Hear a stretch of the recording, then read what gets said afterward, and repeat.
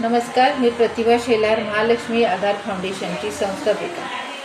सातारा नगर परिषदेचे मुख्य अधिकारी अभिजित बापट हे 2011 पासून ते 2025 पर्यंत म्हणजे कालपर्यंत हे तेच नियुक्ती होती त्यांची आणि त्यांची कधी बदलीच होत नाही आहे.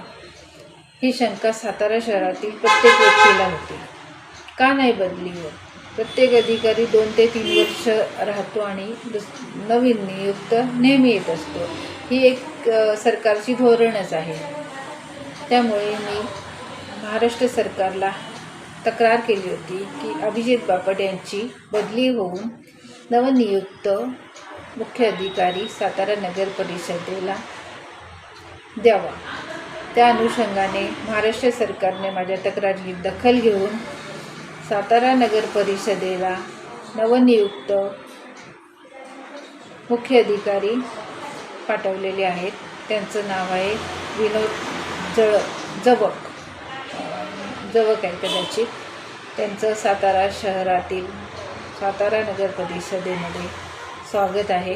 त्यांना अभिनंदन आणि शुभेच्छा. आणि महाराष्ट्र सरकारचे मी खूप खूप आभार मानते की त्यांनी माझ्या तक्रारीची दखल घेतली आणि सातारा नगर परिषदेला नवनियुक्त मुख्य अधिकारी दिला. धन्यवाद.